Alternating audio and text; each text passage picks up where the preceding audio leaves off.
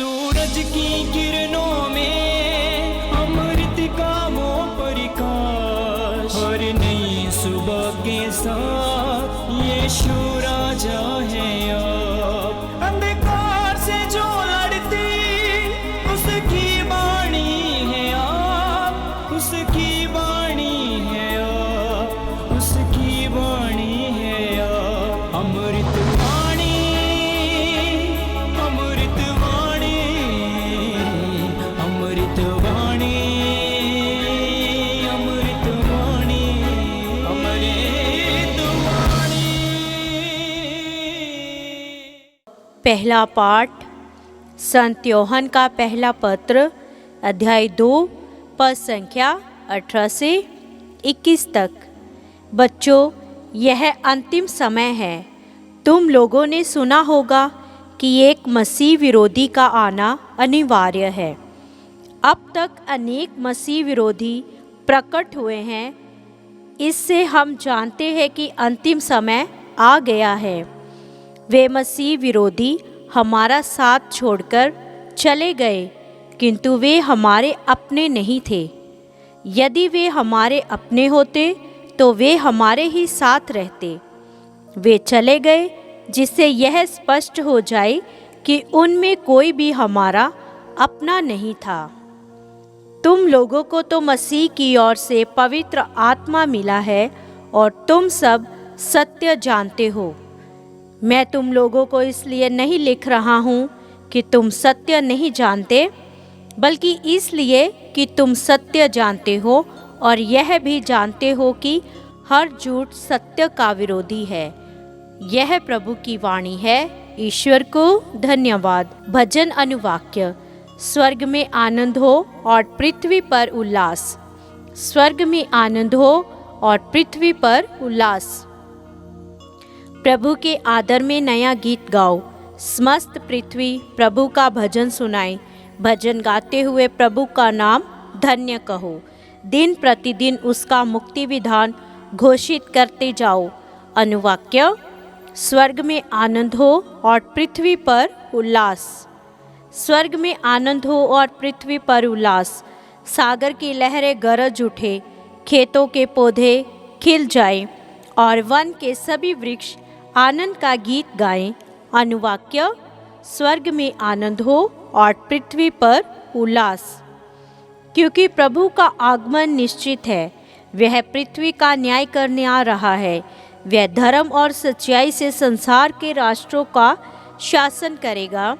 अनुवाक्य। स्वर्ग में आनंद हो और पृथ्वी पर उल्लास। जय घोष। शब्द ने शरीर धारण कर हमारे बीच निवास किया। जितनों ने उसे अपनाया उन सबों को उसने ईश्वर की संतति बनने का अधिकार दिया है। हालेलुया। संत यूहन्ना के अनुसार पवित्र सुसमाचार, अध्याय 1, पद संख्या 1 से 18 तक। आदि में शब्द था, शब्द ईश्वर के साथ था और शब्द ईश्वर था। वह आदि में ईश्वर के साथ था। उसके द्वारा सब कुछ उत्पन्न हुआ और उसके बिना कुछ भी उत्पन्न नहीं हुआ। उसमें जीवन था और वह जीवन मनुष्यों की ज्योति था। वह ज्योति अंधकार में चमकती रहती है। अंधकार ने उसे नहीं बुझाया। ईश्वर का भेजा हुआ यूहन्ना नामक एक मनुष्य प्रकट हुआ। वह साक्षी के रूप में आया, जिससे वह ज्योति के विषय में साक्ष्य दे और सब लोग उसके द्वारा विश्वास करें।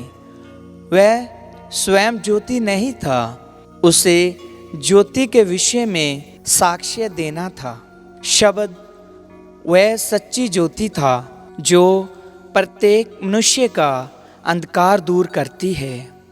वह संसार में आ रहा था। वह संसार में था। संसार उसके द्वारा उत्पन्न हुआ, किंतु संसार ने उसे नहीं पहचाना। वह अपने यहाँ आया और उसके अपने लोगों ने उसे नहीं अपनाया। जितनों ने उसे अपनाया और जो उसके नाम में विश्वास करते हैं उन सबों को उसने ईश्वर की संतति बनने का अधिकार दिया है। वह ना तो रक्त से, ना शरीर की वासना से और ना मनुष्य की इच्छा से, बल्कि ईश्वर से उत्पन्न हुए हैं। शब्द ने शरीर धारण कर हमारे बीच निवास किया। हमने उसकी महिमा देखी। वह पिता के इकलौते की महिमा जैसी है, अनुग्रह और सत्य से परिपूर्ण। यूहन्ना ने पुकार पुकार कर उनके विषय में ये साक्ष्य दिया, ये वही है जिसके विषय में मैंने कहा, जो मेरे बाद आने वाले हैं वह मुझसे बढ़कर है, क्योंकि वह मुझसे पहले थे। उनकी परिपूर्णता से हम सबों को अनुग्रह मिला है। संहिता तो मूसा के द्वारा दी गई है, किंतु अनुग्रह और सत्य यीशु मसीह द्वारा मिला है। किसी ने कभी ईश्वर को नहीं देखा। पिता की गोद में रहने वाले इकलौते ईश्वर ने उसे प्रकट किया है। प्रभु का सुसमाचार। ख्रीस्त की जय।